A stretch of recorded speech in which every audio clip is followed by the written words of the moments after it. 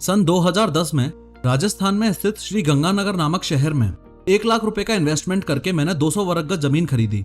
आज उस जमीन की कीमत 5 लाख रुपए है, लेकिन 2010 में यही 1 लाख रुपए मैंने उस जमीन में इन्वेस्ट ना करके अगर बिटकॉइन में इन्वेस्ट किए होते तो आप अंदाजा भी नहीं लगा सकते कि आज उस 1 लाख रुपए की कीमत कितनी होती, 10,000 करोड़ रुपए। लेकिन अगर बिटकॉइन में इन्वेस्ट करके हम इंडियंस करोड़पति बन सकते हैं तो इंडियन गवर्नमेंट क्रिप्टो करेंसी के खिलाफ क्यों है? क्यों ना 3D एनिमेशन की मदद से बिटकॉइन के पीछे की साइंस को समझा जाए, लोग इससे पैसा कैसे कमाते हैं ये समझने के अलावा क्यों ना ये देखा जाए कि क्रिप्टो करेंसी की दुनिया आखिर काम कैसे करती है, यानी कि how crypto currency actually works.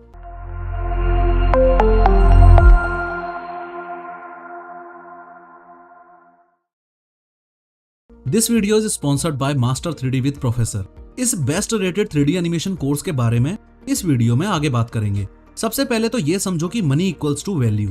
अगर मैंने एक गाड़ी खरीदी तो मैं कंपनी वालों को मनी दूंगा। ये मनी मैंने इसलिए दिया क्योंकि इसके बदले में मुझे एक वैल्यूएबल चीज मिली, यानी कि ये गाड़ी। इसका यूज करके मैं पॉइंट ए से पॉइंट बी का सफर ज्यादा तेजी से और ज्यादा कंफर्ट के साथ कवर कर सकता हूँ। इन शॉर्ट, हम दुनिया में किसी को भी मनी सिर्फ और सिर्फ तब देते हैं जब बदले में हमें कोई वैल्यू मिले। लेकिन आज से करीबन 8,000 साल पहले मनी जैसा कुछ था ही नहीं। पुराने जमाने में अगर ए पर्सन के पास एक्स्ट्रा 5 बनानास हैं और इस बी पर्सन के पास एक्स्ट्रा 5 एप्पल्स हैं, तो ये ए पर्सन इस बी पर्सन को 5 बनानास दे देगा और उसकी वैल्यू के बदले में ये बी पर्सन इस ए पर्सन को 5 एप्पल्स दे देगा। तो इस केस में मनी की जगह ऑब्जेक्ट्स का लेन देन हुआ। इसी सिस्टम को बार्टर सिस्टम बोला जाता है। लेकिन इस बार्टर सिस्टम का बहुत बड़ा ड्रॉबैक था। एक बार फिर से सपोज करो कि लेन देन करने के लिए इस ए पर्सन के पास एक बिल्ली है और इस बी पर्सन के पास एक गधा है। अब ये ए पर्सन तो बिल्ली के बदले इस गधे को एक्सेप्ट कर लेगा क्योंकि गधे को लगेज कैरी करने के लिए यूज किया जा सकता है, लेकिन बी पर्सन अपना गधा देके इस बिल्ली का क्या अचार डालेगा? तो ऐसे केस में बार्टर सिस्टम फेल हो गया क्योंकि वैल्यू का एक्सचेंज तो हो रहा है लेकिन फेयर एंड इक्वल एक्सचेंज नहीं हो रहा। किसी चीज को वैल्यूएबल मानने के लिए लोगों को यह विश्वास होना जरूरी था कि वो चीज बेशक वैल्यूएबल है और फ्यूचर में भी लॉन्ग टाइम तक वैल्यूएबल रहेगी। इसलिए बार्टर सिस्टम छोड़ के लोगों ने प्रीशियस मेटल्स में ट्रेड करना शुरू कर दिया, जैसे गोल्ड और सिल्वर। अब अगर किसी को लगेज कैरी करने के लिए गधा चाहिए तो वो 10 गोल्ड कॉइंस देके गधा ले सकता है, और अगर किसी को बिल्ली चाहिए तो वो 2 गोल्ड कॉइंस देके बिल्ली ले सकता है। इन शॉर्ट, जैसे जैसे लोगों ने गोल्ड स्टैंडर्ड में ट्रेड करना शुरू किया वैसे वैसे फेयर ट्रेड होने लगा। लेकिन गोल्ड माइनिंग एंड सर्कुलेशन में भी धांधली होने लगी और उसके अलावा गोल्ड को कैरी करना भी कंपैरेटिवली काफी डिफिकल्ट था। इसलिए सरकार ने लोगों को सुझाव दिया कि आप अपना गोल्ड सरकार के पास जमा करा सकते हो और उसके बदले में सरकार आपको एक रिसीट देगी। वो रिसीट पूरे देश में ट्रेड के लिए एक्सेप्टेबल होगी, उसको कैरी करना इजी होगा और धांधली भी नहीं होगी। फर्दर एक पॉइंट ऑफ टाइम पे आके सरकार को एहसास हुआ कि जैसे जैसे पॉपुलेशन बढ़ेगी वैसे वैसे ज्यादा करेंसी प्रिंट करनी पड़ेगी, लेकिन देश में गोल्ड तो काफी लिमिटेड है। As a result of which government ने गोल्ड स्टैंडर्ड का दी एंड कर दिया और बोला कि लोगों को सरकार पे ट्रस्ट करना होगा और अब करेंसी मार्केट में गवर्नमेंट के प्रॉमिस के दम पे सर्कुलेट होगी। यही कारण है कि आपके, मेरे और इंडिया में सर्कुलेटेड हर करेंसी नोट के ऊपर RBI गवर्नर के साइन होते हैं और उसके जस्ट ऊपर लिखा होता है कि मैं धारक को XYZ रुपए अदा करने का वचन देता हूँ। इन शॉर्ट, ये करेंसी नोट मुझे RBI गवर्नर ने अपनी जिम्मेदारी और प्रॉमिस पर दिया है और भारत में किसी वैल्यूएबल चीज के बदले अगर मैं इस करेंसी नोट को एज अ मनी ऑफर करूंगा तो सामने वाले बंदे को ये एक्सेप्ट करना ही पड़ेगा। लेकिन जैसे जैसे टेक्नोलॉजिकल इवोल्यूशन हुआ वैसे वैसे लोग फिजिकल करेंसी से दूर होते गए और डिजिटल करेंसी को अपनाने लगे, यानी कि पेटीएम या गूगल पे का यूज करके मोबाइल से ही पेमेंट करने लगे। क्रिप्टो करेंसी एग्जैक्टली कैसे काम करती है उससे पहले आपका ये समझना जरूरी है कि जब आप ऑनलाइन पेमेंट करते हो तो क्या होता है। सपोज करो मैं शॉपिंग करने निकला और मुझे इस एक्स पर्सन की शॉप पर ये शूज पसंद आ गए। अब चूंकि ये एक्स पर्सन इन शूज के फॉर्म में मुझे वैल्यू दे रहा है तो मुझे भी इस एक्स पर्सन को वैल्यू के बदले में अपनी जेब से मनी देना पड़ेगा। सपोज कर लो 4,000 रुपए। अब मैं अपने स्मार्टफोन में गूगल पे ओपन करूंगा, इसका QR कोड स्कैन करूंगा, सीक्रेट क्रेडेंशियल्स एंटर करूंगा और फिर फाइनल पेमेंट होने में 1 से 2 सेकंड्स का प्रोसेसिंग गैप आएगा। आप इजीली नोटिस कर पाओगे कि यहाँ payment processing bye partner bank लिखा हुआ है, पर सवाल ये उठता है कि इस लाइन का एग्जैक्ट मीनिंग आखिर है क्या। ध्यान से समझो, जैसे ही मैंने इस एक्स पर्सन को 4,000 रुपए देने की कोशिश की तो प्रोसेसिंग के दौरान ये रिक्वेस्ट मेरे बैंक के पास गई।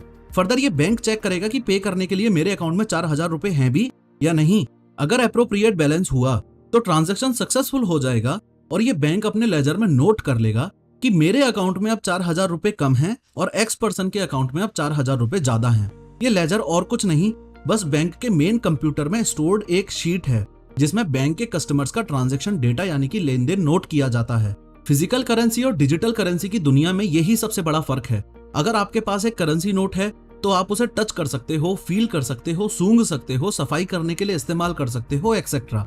लेकिन डिजिटल पेमेंट्स करने पर आपको ये एहसास होता है कि टेक्निकली देखा जाए तो मनी और कुछ नहीं, बस इस लेजर में एक एंट्री है।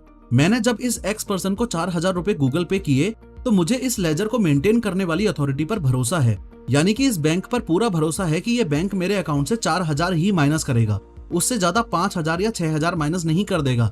ऐसे ही इस एक्स पर्सन को भी इस बैंक पर पूरा भरोसा है कि ये बैंक इसके अकाउंट में पूरे के पूरे 4,000 ही प्लस करेगा, उससे कम 3,000 या 2,000 प्लस नहीं कर देगा। लेकिन सिर्फ भरोसे से काम नहीं चलता। ताकि ये बैंक्स लोगों के साथ फ्रॉड ना कर सकें, इसलिए इन बैंक्स को कंट्रोल करने के लिए ये एक सेंट्रल बैंक है, that is reserve bank of India या आरबीआई कह लो। और इस आरबीआई को कंट्रोल करती है ministry of finance, government of India. In short, overall देखा जाए तो हमारा करंट फाइनेंशियल सिस्टम सेंट्रलाइज्ड है, यानी कि इन सेंट्रल अथॉरिटीज को हमने अपने पैसे का 100% कंट्रोल दे रखा है। As a result of which हमने इन सेंट्रल अथॉरिटीज को इतनी ज्यादा पावर दे रखी है कि इनकी मर्जी पड़ी तो 500 और 1000 के करेंसी नोट्स एक चुटकी में बंद कर दिए, इनकी मर्जी पड़ी तो अनलिमिटेड करेंसी प्रिंट करके मार्केट में इन्फ्लेशन कर दिया, इनकी मर्जी पड़ी तो हमारा ही पैसा नीरव मोदी और विजय माल्या जैसे भगोड़ों में लुटा दिया। इनफैक्ट इन सेंट्रल अथॉरिटीज के मिसमैनेजमेंट की वजह से ऐसी सिचुएशन तक आ जाती है कि खुद की मेहनत की कमाई जो आम इंसान पूरा भरोसा करके इन बैंकों में जमा कराता है, वो जरूरत पड़ने पे खुद ही इन बैंकों से अपना पैसा नहीं निकाल पाता। इस सेंट्रलाइजेशन की प्रॉब्लम से आम जनता को बचाने के लिए 2008 में सतोशी नाकामोटो ने एक पेपर पब्लिश किया। उस पेपर का टाइटल था Bitcoin, a peer to peer electronic cash system.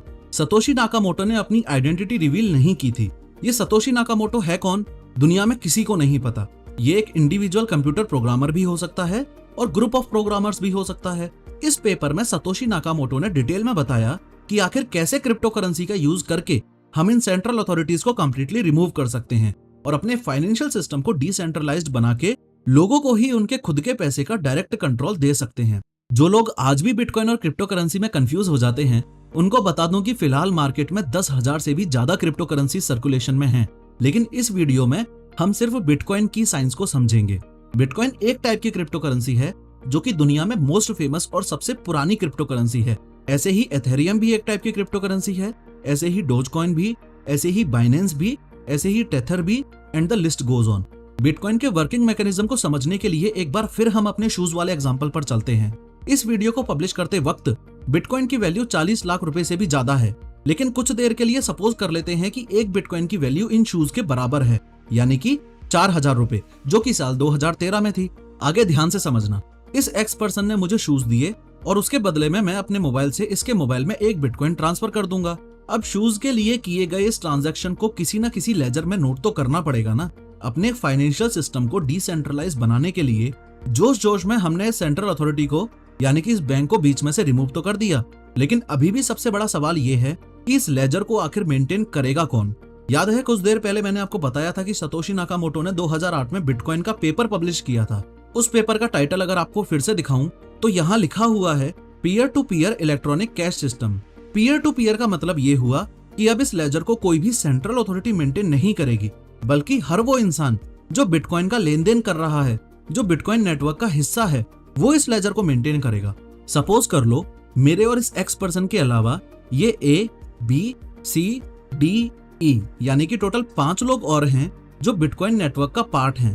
तो ये लेजर जिसमें लिखा हुआ है कि Kishore paid 1 bitcoin to x, इस लेजर की कॉपी हर किसी को दे दी जाएगी और हर कोई इस लेजर को मेंटेन करेगा। इन शॉर्ट, जब तक ये लेजर बैंक के द्वारा मेंटेन किया जाता था और सिर्फ उसके मेन कंप्यूटर में ही था, तब तक ये प्राइवेट लेजर था। लेकिन अब चूंकि हर किसी के पास इस लेजर की कॉपी है, तो ये पब्लिक लेजर बन चुका है। फर्दर नेक्स्ट टाइम जब मैं इस एक्स पर्सन से 40,000 रुपए की टीवी खरीदूंगा तो मैं अपने लेजर में नोट कर लूंगा कि Kishore paid 10 bitcoins to X. ऐसे ही एक्स पर्सन भी वेरीफाई करके अपने लेजर में नोट कर लेगा कि Kishore paid 10 bitcoins to X. Similarly ये A, B, C, D, E people भी वेरीफाई करके अपने अपने लेजर्स में नोट कर लेंगे कि Kishore paid 10 bitcoins to X. लेकिन थोड़ा भी दिमाग लगा के सोचा जाए तो यहाँ बहुत सारी प्रॉब्लम्स आ रही हैं। पहली प्रॉब्लम ये कि वेरीफाई करके लेजर में एंट्री करने के लिए in the very first place इस एक्स पर्सन को और इन ABCDE लोगों को ये पता कैसे चलेगा कि मेरे पास शूज खरीदने के लिए 1 बिटकॉइन और टीवी खरीदने के लिए 10 बिटकॉइंस हैं भी या नहीं। दूसरी प्रॉब्लम ये कि इस बात की क्या गारंटी है कि ये ABCDE लोग जो बिटकॉइन नेटवर्क का हिस्सा हैं, ये अपने अपने लेजर्स में करेक्ट एंट्री ही करेंगे। तीसरी और सबसे बड़ी प्रॉब्लम ये कि इस एक्स पर्सन को इस लेजर से छेड़छाड़ करने से कौन रोकेगा। दैट इज, इस एक्स पर्सन की मर्जी होगी तो ये लेजर में एंट्री कर देगा कि किशोर विल पे 100 बिटकॉइंस टू एक्स। ऐसे ही सी भी अपने लेजर में लिख देगा कि किशोर will pay 200 bitcoins to X. In short, जब फाइनेंशियल सिस्टम सेंट्रलाइज्ड था तब भी ट्रस्ट पे चल रहा था। हम इस बैंक पे ट्रस्ट कर रहे थे कि ये बैंक हमारे लेजर को एक्यूरेटली मेंटेन करेगा, और डिसेंट्रलाइज करने के बाद भी अब लोगों पे ट्रस्ट कर रहे हैं कि ये लोग हमारे लेजर को एक्यूरेटली मेंटेन करेंगे। लेकिन सतोशी नाकामोटो का मकसद कुछ और ही था। इस ब्लाइंड ट्रस्ट वाले सिस्टम से बचने के लिए उस पेपर में सतोशी नाकामोटो ने ट्रस्टलेस डिसेंट्रलाइज्ड फाइनेंशियल सिस्टम का आइडिया दिया, और इस आइडिया को एग्जीक्यूट करने के लिए ब्लॉकचेन टेक्नोलॉजी का प्रैक्टिकल यूज बताया। याद रखना, ये ब्लॉकचेन वर्ड इस वीडियो का मोस्ट इंपोर्टेंट वर्ड है। In fact blockchain technology extremely revolutionary है, और आने वाले 10 से 20 सालों में ये ब्लॉकचेन टेक्नोलॉजी पूरी की पूरी टेक दुनिया को बदल के रख देगी। बिटकॉइन ट्रांजैक्शन में ब्लॉकचेन टेक्नोलॉजी का यूज कैसे किया जाता है, इस बात को समझने के लिए एक बार फिर अपने शूज वाले एग्जांपल पर चलते हैं। इस एक्स पर्सन से मैंने शूज परचेज किए और उसके बदले में मैं इसको 1 बिटकॉइन ट्रांसफर करूंगा। ये जो 1 बिटकॉइन का ट्रांजैक्शन हुआ उसको मैं अपने लेजर में नोट करूंगा, और इस बार इस लेजर को ओपनली डिस्ट्रीब्यूट करने की जगह मैं एक ऑनलाइन ब्लॉक में स्टोर करूंगा। ब्लॉकचेन टेक्नोलॉजी में यूज होने वाला ये ब्लॉक टोटल 3 सेक्शन से मिलकर बनता है। पहले सेक्शन में स्टोर होता है ट्रांजैक्शन डेटा, यानी कि ये लेजर। दूसरे सेक्शन में स्टोर होता है हैश। हैश और कुछ नहीं, बस एक टाइप का फिंगरप्रिंट ही है। जैसे हर इंसान का यूनिक फिंगरप्रिंट होता है, वैसे ही हर ब्लॉक का एक यूनिक फिंगरप्रिंट होता है जिसे हैश बोला जाता है। जैसे ही ये लेजर या डेटा इस ब्लॉक में ऐड हुआ, वैसे ही ये हैश ऑटोमेटिकली जनरेट हो गया। तीसरे सेक्शन में स्टोर होगा हैश ऑफ प्रीवियस ब्लॉक। इसके बारे में आगे बात करेंगे। मैंने शूज के बदले इस एक्स पर्सन को 1 बिटकॉइन दिया। इस ट्रांजैक्शन की इस लेजर में एंट्री करके मैंने ये लेजर इस ब्लॉक में सेव तो कर दिया, लेकिन इस बात की क्या गारंटी है कि शूज के बदले एक्स पर्सन को देने के लिए मेरे पास 1 बिटकॉइन था ही? क्या पता नहीं भी हो। तो मेरे पास 1 बिटकॉइन है या नहीं, ये पता लगाने का सिर्फ और सिर्फ एक तरीका है। वो तरीका ये कि टोटल बैलेंस पता लगाने के लिए पास्ट में किए गए मेरे द्वारा सभी बिटकॉइन ट्रांजैक्शंस चेक करने पड़ेंगे, या फिर यूं कह लो कि सभी ब्लॉक्स चेक करने पड़ेंगे। आप साफ साफ देख पा रहे होंगे कि ब्लॉक्स की चेन बन रही है। यही रीजन है कि बिटकॉइन में ब्लॉकचेन टेक्नोलॉजी यूज होती है। ऐसे ही केस में जब इस ब्लॉक को वैलिडेट करना हो, यानी कि चेक करना हो, तब ये बिटकॉइन माइनर्स काम आते हैं। जैसे गोल्ड लिमिटेड अमाउंट में है और उसे अर्थ से ढूंढ निकालने के लिए माइनिंग करनी पड़ती है, सिमिलरली बिटकॉइन भी लिमिटेड अमाउंट में है और उन्हें जनरेट करने के लिए बिटकॉइन माइनिंग करनी पड़ती है। बिटकॉइन के वर्किंग मैकेनिज्म के हिसाब से मेरे शूज के ट्रांजैक्शन वाले इस ब्लॉक को वैलिडेट करने का सिर्फ और सिर्फ एक तरीका है, कुछ एक्सट्रीमली कॉम्प्लेक्स मैथमेटिकल पजल्स को सॉल्व करना। Important point two note here is, ये पजल माइनर्स मैनुअली खुद सॉल्व नहीं करते, बल्कि अपने अपने एक्सट्रीमली पावरफुल कंप्यूटर्स का यूज करते हैं पजल सॉल्व करने के लिए। इतनी कंप्यूटिंग पावर यूज होगी तो इलेक्ट्रिसिटी बिल बहुत ज्यादा आएगा और मशीन की वैल्यू भी ओवर टाइम कम होती जाएगी। इसलिए इन बिटकॉइन माइनर्स को ब्लॉक्स वैलिडेट करने के बदले में इनाम के रूप में कुछ बिटकॉइंस दे दिए जाते हैं। माइनर्स ने जैसे ही मेरा ब्लॉक वैलिडेट किया, तो अब मैं इस ब्लॉक को पूरे बिटकॉइन नेटवर्क में बांट सकता हूँ। नोट करना कि इस ब्लॉक की कॉपी सिर्फ हमारे पास ही नहीं, बल्कि इन बिटकॉइन माइनर्स के पास भी रहेगी, क्योंकि ये भी तो बिटकॉइन नेटवर्क का ही पार्ट है। फर्दर फ्यूचर में अगर इस एक्स पर्सन से एक टीवी परचेज करूंगा तो उसके बदले इसे 10 बिटकॉइंस दूंगा। ये ट्रांजैक्शन डेटा मैं एक न्यू लेजर में नोट करूंगा, उसे एक न्यू ब्लॉक में स्टोर करूंगा, फिर ये माइनर्स इस ब्लॉक को वैलिडेट करेंगे। वैलिडेट करने के बदले इन्हें कुछ बिटकॉइंस मिलेंगे। लास्ट में वैलिडेशन के बाद मैं इस ब्लॉक को अगेन सबके पास फॉरवर्ड कर दूंगा, और जो लोग भी बिटकॉइन नेटवर्क का हिस्सा हैं वो सब इस ब्लॉक को अपनी अपनी चेन में ऐड कर लेंगे। ऐसे ही अगर डी ने ई को 4 बिटकॉइन भेजे तो डी इस ट्रांजैक्शन डेटा को न्यू लेजर में नोट करेगा, उसे एक न्यू ब्लॉक में स्टोर करेगा, फिर ये माइनर्स उस ब्लॉक को वैलिडेट करेंगे, फिर लास्ट में हम सब उस ब्लॉक को एक्सेप्ट करके अपनी अपनी चेन में ऐड कर लेंगे, और ये साइकिल कुछ इस तरीके से चलती जाएगी चलती जाएगी चलती जाएगी। चलो, एक मेजर प्रॉब्लम तो सॉल्व हो गई, लेकिन दूसरी प्रॉब्लम ये है कि ये ब्लॉक ओनर्स कभी भी ब्लॉक को एडिट करके उसके लेजर में, यानी कि फर्स्ट सेक्शन में चेंजेस कर सकते हैं। फॉर एग्जाम्पल, सपोज करो ये सी एक हैकर या चोर टाइप का इंसान है। अब बिटकॉइन नेटवर्क का हिस्सा होने के नाते इसके पास पूरा हक है कि ये ब्लॉक को ओपन करके लेजर में चेंजेस कर सकता है। सपोज करो इस टीवी वाले ब्लॉक में ये चेंज करके लिख देता है कि किशोर will pay 200 bitcoins to C. In short ये ब्लॉक के साथ छेड़छाड़ कर रहा है, इंग्लिश में बोलूं तो ब्लॉक को टेम्पर कर रहा है। ऐसे ही हर कोई अपने अपने फायदे के लिए ब्लॉक्स को टेम्पर करने लगा तो पूरा का पूरा बिटकॉइन नेटवर्क ही बेकार हो जाएगा। लेकिन गुड न्यूज ये है कि इस ब्लॉक की हैशिंग प्रॉपर्टीज की वजह से इस ब्लॉक को टेम्पर करना पॉसिबल है ही नहीं। याद है मैंने आपको बताया था कि ब्लॉक टोटल 3 सेक्शन से मिलकर बनता है। सबसे पहले सेक्शन में ट्रांजैक्शन डेटा स्टोर होगा, दूसरे सेक्शन में इस ब्लॉक का हैश स्टोर होगा जो कि ऑटोमेटिकली जनरेट होता है और हर एक ब्लॉक का अपना अपना यूनिक होता है। तीसरे सेक्शन में इससे पिछले वाले ब्लॉक का हैश स्टोर होगा। हैशिंग प्रॉपर्टीज का मतलब है कि ये जो सेकंड वाले सेक्शन में हैश की वैल्यू है ये फर्स्ट सेक्शन और थर्ड सेक्शन पे ही डिपेंड करती है। अगर किसी ने कहीं ब्लॉक के साथ छेड़छाड़ करने की कोशिश की तो हैश कंप्लीटली चेंज हो जाएगा। और गुड न्यूज ये है कि क्रिप्टोग्राफी की वजह से ये प्रेडिक्ट कर पाना पॉसिबल है ही नहीं कि चेंजेस करने के बाद न्यू हैश कौन सा होगा।